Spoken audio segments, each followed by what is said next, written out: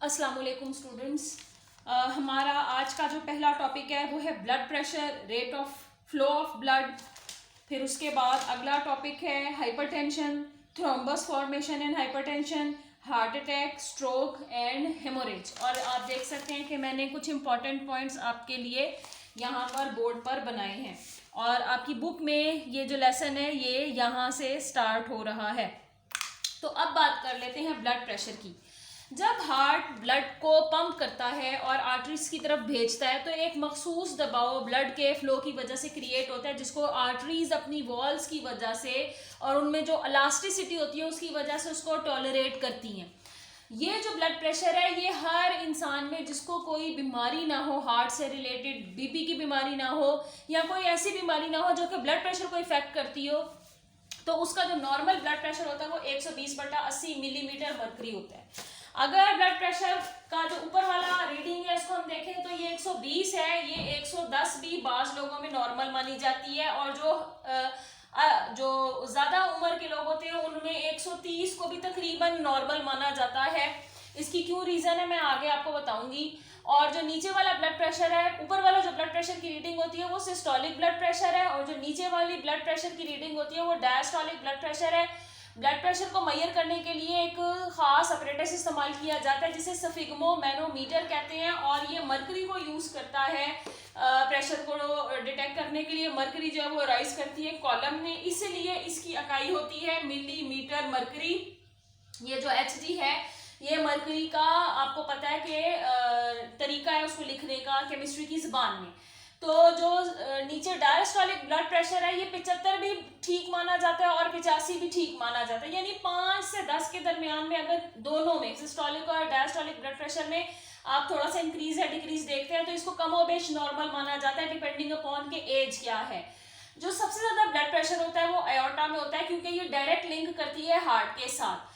और क्योंकि वक्त गुजरने के साथ साथ जैसे जैसे हमारी एज बढ़ रही होती है, एजिंग प्रोसेस बढ़ रहा होता है, तो कोलेस्ट्रॉल और इस तरह के दूसरे मुख्तलिफ जो मुरक्कबात होते हैं वो हमारी ब्लड वेसल्स के अंदर जो है वो जमा हो जाते हैं। मिसाल के तौर पर ये एक ब्लड वेसल है तो यहाँ पर जैसे कोलेस्ट्रॉल और इस तरह के कंपाउंड जो है वो डेपोजिट हो जाते हैं। जब ये डेपोजिट हो जाते हैं तो इस रास्ते को तंग कर देते हैं जिसकी वजह से ब्लड को मजीद फोर्स लगा के यहाँ से गुजरना पड़ेगा क्योंकि रास्ता जो तंग हो गया है। तो इसकी वजह से हाई ब्लड प्रेशर की जो कंडीशन है वो हो जाती है।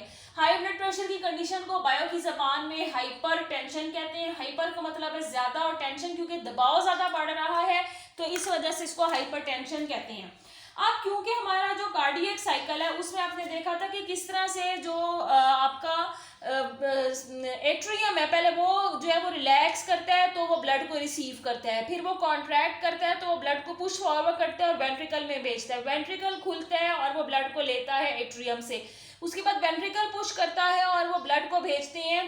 दोनों वेंट्रिकल दो ऑपोजिट डायरेक्शन में, एक था आपने देखा कि पल्मोनरी साइड पर जिसमें लंग्स की तरफ भेजते हैं और एक सिस्टेमिक सर्कुलेशन जिसमें बॉडी की तरफ वेंट्रिकल ने भेजा था।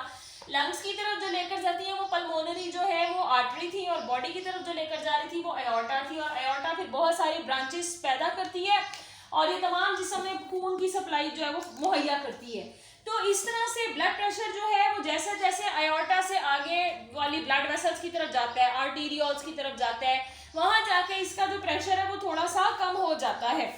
तो ये मेन फिनोमिनन है कि जो ब्लड प्रेशर है वो आहिस्ता आहिस्ता डिक्लाइन करता है और सिस्टेमिक सर्कुलेशन में इसका फर्क बिहेवियर होता है क्योंकि सिस्टेमिक सर्कुलेशन तमाम बॉडी की तरफ जाती है और लंग्स तो सिर्फ दो होते हैं जिनमें इसको खून को ऑक्सीजनेट करने के लिए भेजा जाता है। तो ब्लड फ्लो में मुख्तलिफ बातों की वजह से अप डाउन हो सकता है, डिफरेंसेस होते हैं सिस्टोलिक और डायस्टोलिक ब्लड प्रेशर में जो कि कम या ज्यादा हो सकते हैं और कैपिलरीज और वेन में इसका इफेक्ट नहीं होता। उसकी रीजन ये है कि जो आर्टरीज हैं और जो अयोर्टा है ये खून को हार्ट से बाकी बॉडी में लेकर जाती हैं, जबकि वेन और जो कैपिलरीज हैं, अगर हम वेन की बात करें तो वो बॉडी से हार्ट की तरफ खून लेकर आती हैं और कैपिलरीज तो दोनों के दरमियान में नेटवर्क बनाती हैं। तो कैपिलरीज में और वेन्स में प्रेशर उस तरह से एग्जर्ट नहीं होता। अब ये जो हमारे जिस्म में होने वाले चेंजेस हैं हमारे ब्लड वेसल सिस्टम को भी इफेक्ट करते हैं और इसमें मौजूद जो हमारी वेसल्स हैं उनमें मौजूद जो मसल्स हैं उसके ऊपर मुसलसल जब दबाव पड़ता रहता है तो जो इनकी दीवारें इनको नुकसान भी पहुंचता है, वीक भी हो जाती हैं। तो आपको ये भी मालूम है कि हमारे जो सराउंडिंग मसल्स हैं उसकी वजह से भी, उनकी कॉन्ट्रैक्शन की वजह से भी ब्लड के फ्लो में वेन्स के ऊपर असर पड़ता है और बैक फ्लो ऑफ ब्लड को रोका जाता है, क्योंकि वेन निचले हिस्से से भी जब ऊपर की तरफ हार्ट की तरफ ब्लड को लेकर आएगा तो वो ग्रेविटी के अगेंस्ट जा रहा होता है और ऊपर की तरफ हार्ट की तरफ लेकर आ रहा होता है जो वेन होती हैं। मिसाल के तौर पर ये अगर हार्ट है तो वेन्स निचले हिस्से से भी खून लेकर आ रही हैं, ऊपर वाले हिस्से से भी खून लेकर आ रही हैं, जबकि आर्टरीज हमेशा हार्ट से दूसरी तरफ जो है वो खून लेकर जाती हैं। तो ब्लड प्रेशर जो है वो बड़ा ही इंपॉर्टेंट रोल प्ले करता है किसी इंसान की सेहत के बारे में भी। अगर हमने मानना हो, जानना हो, तो उसके बारे में भी बहुत सारी इंडिकेशंस जो है वो दे सकता है। अब एक ग्राफ जो है वो आपकी बुक में बनाया गया है जिसमें अयोर्टा, फिर आर्टरीज, फिर वेन्स और वेना केवा। जो वेना केवा ये सबसे बड़ी मेजर जो है ये ब्लड वेसल्स हैं जो कि हार्ट की तरफ वापस खून लेकर जाती हैं। तो ब्लड प्रेशर मिलीमीटर मरकरी में यहाँ आपको दिखाया गया है और आप देख सकते हैं कि अयोर्टा में 120 है, करते करते करते करते ये आर्टरीज की तरफ जाके कम हो रहा है और वेन्स में सबसे ज़्यादा कम हो रहा है, क्योंकि वेन्स जो है वो वापस हार्ट की तरफ खून लेकर आ रही होती हैं। और जब हार्ट पंप कर रहा होता है तो उससे एक फोर्स एक्सर्ट होती है जिसकी वजह से ब्लड जो है वो आर्टरीज की तरफ और अयोर्टा की वजह से जो है वो बॉडी की तरफ मूव करता है। अब अगर हम इसी तरह एक और डायग्राम देखें जो कि यहाँ आपको आपकी बुक में एक्सप्लेन की गई है, तो यहाँ पायोटा देख सकते हैं, फिर आर्टरीज आ जाती हैं, कैपिलरीज आ जाती हैं, वेन्यूल्स आ जाती हैं, वेन्स आ जाती हैं और सबसे बड़ी जो दो वेन है वेना केवा, दो होती हैं वेना कैवी उन्हें बोलते हैं। एक सुपीरियर जो कि हार्ट के ऊपर की तरफ होती है और एक इन्फीरियर जैसे मैंने यहाँ बनाई है जो हार्ट के निचले हिस्से की तरफ होती है, वेना केवा। तो ये जनाब इनका मखसूस, क्योंकि ब्लड वेसल्स की ल्यूमेन होती है, यानी इनका जो आर्टरीज है उनकी ल्यूमेन छोटी होती है, जो वेन्स है उनकी ल्यूमेन सुराख जो है वो थोड़ा बड़ा होता है। आर्टरीज की दीवारें मोटी होती हैं ताकि वो इतने प्रेशर को टॉलरेट कर सकें और वेन्स की जो दीवारें होती हैं वो थोड़ी पतली होती हैं एज कम्पेयर टू आर्टरीज, ताकि इस प्रेशर को वो बर्दाश्त कर सकें।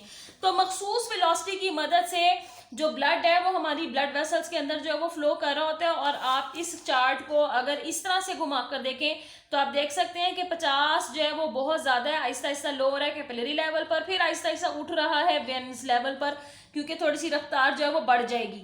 इसी तरह आप जो है वो एक ब्लैक कलर का ग्राफ भी इसमें देख रहे हैं जो कि हमने बता रहा है कि क्रॉस सेक्शनल एरिया क्या है और वेलोसिटी क्या है ब्लड की, जिसकी वजह से वो मूव कर रहा है।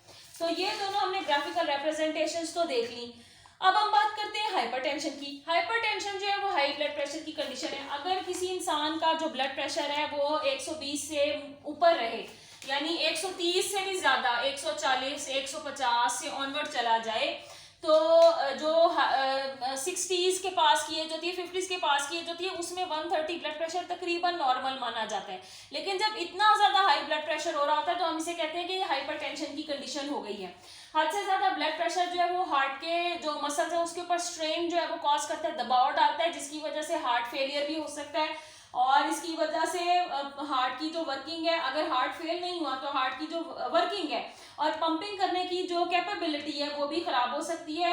और हार्ट फेलियर जो है वो इस तरह का भी हो सकता है कि वो थोड़ी देर के लिए आपको एक्टिव ऑन करेगा, आप जब इलाज वगैरह करवाएंगे, अपनी डाइट को देखेंगे तो आप ठीक हो जाएंगे, लेकिन ये मुसलसल मसला जो है आपके साथ सारी जिंदगी चलता रहेगा। और हार्ट फेलियर जो है वो इस वक्त किसी वक्त इतना ज़्यादा स्ट्रॉन्ग उसका इम्पैक्ट होता है कि वो कंजेस्टिव हार्ट फेलियर कहलाता है और जानलेवा भी साबित हो सकता है। तो प्रोलॉन्ग कंडीशन जो है हाई ब्लड प्रेशर की अच्छी नहीं होती और उसके लिए फूड डाइट जो हम खाते पीते हैं उसका ख्याल रखना चाहिए, वजन नहीं बढ़ने देना चाहिए, वर्जिश वगैरह का एहतमाम करना चाहिए। अब हम बात करते हैं इन्हीं बीमारियों से लिंक्ड एक और बीमारी जो कि है थ्रोम्बस फॉर्मेशन। थ्रोम्बस एक छोटा सा सॉलिड मैस होता है या कह लीजिए कि प्लग होता है ब्लड का या क्लॉट, यानी खून जो है उसमें सेल जो है वो एक लोथड़े की शक्ल में इकट्ठे हो जाते हैं। ये जो थ्रोम्बस है अगर किसी जगह बन गया है तो ये वहीं का वहीं अगर रहेगा तो तब हम इसे कहेंगे थ्रोम्बस। लेकिन अगर थ्रोम्बस खून के दबाव के साथ बहना शुरू कर दे, बह बह के किसी और जगह चला जाए, तो फिर हम इसको बोलेंगे एम्बोलस। इसका मतलब है कि थ्रोम्बस ये तब कहलाएगा जिस जगह ये बना वहीं रह गया, और एम्बोलस ये तब कहलाएगा जिस जगह ये बना वहां से खून के साथ गर्दिश करता करता कहीं और चला गया। दोनों ही बहुत नुकसानदेह है। थ्रोम्बस जिस भी जगह रहेगा बढ़ता चला जाएगा, ग्रो कर सकता है, तो ब्लड वेसल पे जोर पड़ेगा, यहाँ से जब खून ने गुजरना होगा तो खून को गुजरने का रास्ता जो है वो बहुत कम मिलेगा, जिसकी वजह से ब्लड प्रेशर जो है और हार्ट के ऊपर जो है इफेक्ट होगा।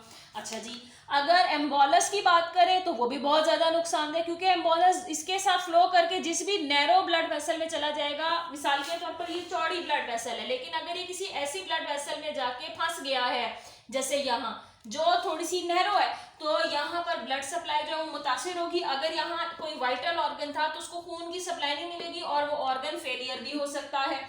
तो ये क्या करता है जी, ये इरिटेशंस कॉज करता है, इंटरनल इरिटेशंस, जिसकी वजह से ब्लड सप्लाई मुतासिर होती है। ये ब्लड की जो सप्लाई है ओवरऑल जितनी होनी चाहिए उसको रिड्यूस करता है। इसकी वजह से निमोनिया, ट्यूबरक्लोसिस जिसे टीबी कहते हैं, एम्फाइसेमा जो लंग्स की बीमारी है उसके ऊपर भी बहुत ज्यादा सख्त सुईर जो है वो इम्पैक्ट हो सकता है।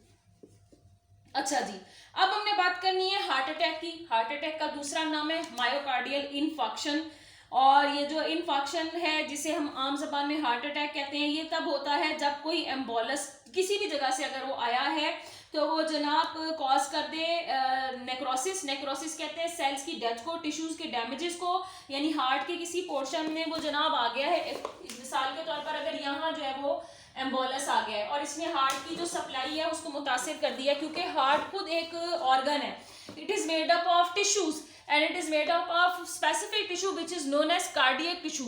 तो ये जो एम्बोलस है ये क्या करेगा, हार्ट की सप्लाई को मुतासिर कर देगा, हार्ट के सेल्स को ऑक्सीजन नहीं मिलेगी, न्यूट्रिशन नहीं मिलेगी, वो काम करना बंद कर देंगे, हार्ट अपना काम करना छोड़ देगा, खून पंप नहीं होगा, तमाम बॉडी को खून नहीं मिलेगा, सारे जो वाइटल ऑर्गन्स हैं जब उनको सप्लाई नहीं होगी तो एक एक करके फेल होते जाएंगे, ऑर्गन फेलियर हो जाएगा और उससे डेथ हो सकती है। तो हार्ट अटैक जो है ये अगर लोअर लेवल का क्लॉट थोड़ा छोटा है तो इसके फिर बहुत सारे और तरीके हैं जिसमें मेडिकेशंस या और तरीकों से इस ब्लॉकेज को रोका जा सकता है। और अगर ये इतना सीवियर हो कि एक ही हार्ट अटैक बहुत ज़्यादा स्ट्रॉन्ग हो तो वो हार्ट की वर्किंग को इस हद तक मुतासिर कर देता है कि जान भी जा सकती है। तो ये नेक्रोसिस कॉज करता है। नेक्रोसिस का मतलब है कि जो हमारे टिश्यूज हैं, स्पेशली जो न्यूरल टिश्यूज हैं और जिनसे कोई ऑर्गन मिलकर बना है, उसमें सेल्स को ऑक्सीजन वगैरह की सप्लाई नहीं मिलती, न्यूट्रिशन की सप्लाई नहीं मिलती, उनको ब्लड नहीं मिलता, जिसकी वजह से उनकी सेल डेथ होना शुरू हो जाती है। अच्छा जी, उसके बाद अब हम बात करते हैं कि जो हार्ट अटैक है और जो हमारे थ्रोम्बस फॉर्मेशन, हाइपरटेंशन है, ये क्योंकि सारे लिंक्ड है, इन सबको कैसे रोका जाए। फैटी फूड जो है, कोलेस्ट्रॉल, घी, तेल, ऑयल, बटर, मक्खन, चीज, इन सब चीज़ों को क्योंकि ये चर्बी पैदा करती हैं कम से कम खाना चाहिए, और कोलेस्ट्रॉल को भी कम से कम लेवल पर रखना चाहिए अपनी बॉडी में। वो आप तब कर सकते हैं जब आप ऑयल वगैरह को कम कर दें अपने फूड में। नेचुरल फूड, ताज़ा फल सब्जियों का इस्तेमाल ज़्यादा करना चाहिए। अपने ब्लड प्रेशर को मुसलसल जो है वो चेक करते रहना चाहिए, और आपको वॉक करनी चाहिए और हेल्दी लाइफस्टाइल को गुजारना चाहिए। इसके अलावा आपने अपने जो वजन है, ओबेसिटी, मोटापा, उसको कम करना चाहिए। मोटापा जो है वो खुद एक बहुत बड़ी बीमारी है। इसके अलावा अल्कोहल और जो सिगरेट स्मोकिंग वगैरह है, इन चीज़ों से इज्तनाब करना चाहिए। उससे अगला जो हमारा टॉपिक है वो है स्ट्रोक। ये भी इसी से लिंक करते हैं। ये जनाब क्या है स्ट्रोक? स्ट्रोक ये है कि नॉर्मल ब्लड फ्लो जो है वो ब्लॉक हो जाएगा क्योंकि एम्बोलस बन चुका होगा। एक्चुअली पहले ये थ्रोम्बस होता है, जब ये फ्लो करके किसी दूसरी जगह चला जाता है तो हम इसको एम्बोलस बोलते हैं। और ये जिस भी नर्वस टिश्यू में जाकर ये अगर बंद कर दे सारा रास्ता नर्वस टिश्यू में, तो वहाँ जो नर्वस टिश्यू है उसकी सेल डेथ हो जाएगी, जिसकी वजह से आपको अनकॉन्शियसनेस हालत हो जाएगी, और इस चीज़ को, इस प्रॉब्लम को हम कहेंगे कि ये स्ट्रोक हो गया। इससे दिमाग की जो वर्किंग है वो मुतासिर होती है। इसका मतलब है कि जो थ्रोम्बस है और एम्बोलस है ना सिर्फ ब्लड वेसल्स, ब्लड प्रेशर को में प्रॉब्लम क्रिएट कर रहे हैं, उसको बढ़ा रहे हैं, हार्ट को फेलियर की तरफ लेकर जा रहे हैं, हार्ट अटैक कॉज कर रहे हैं, हार्ट की वर्किंग के ऊपर एक्ट अपॉन कर रहे हैं, बल्कि अगर ये नर्वस टिश्यू को भी डैमेज कर देते हैं, नर्वस टिश्यू से भी अगर ये लिंक अप कर देता है एम्बोलस, तो ये शदीद नुकसान पहुंचा सकता है इंसानी दिमाग को, जिसकी वजह से बहुत ज़्यादा सीवियर प्रॉब्लम्स हो सकती हैं।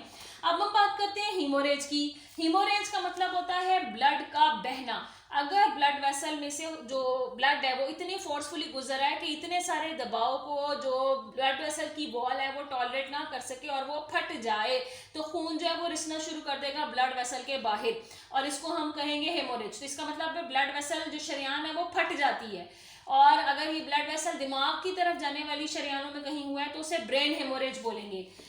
तो जो ब्रेन हेमरेज है वो भी बहुत शदीद नुकसानदेह है, क्योंकि दिमाग के जिस हिस्से में ये हेमरेज हुआ है वो हिस्सा काम करना बंद कर देगा और आपकी वो सेंस, वो हिस्सा, आपकी बॉडी जो है वो मुतासिर हो सकती है। तो इंटरनल ब्लीडिंग भी इसकी वजह से होगी, ज़ाहिरी बात है कि इस इंटरनल ब्लीडिंग का बहुत बड़ा नुकसान होगा और जनाब बहुत हद तक जो सप्लाई आगे जानी चाहिए थी ब्लड के वाइटल ऑर्गन्स को वो मुतासिर हो सकती है।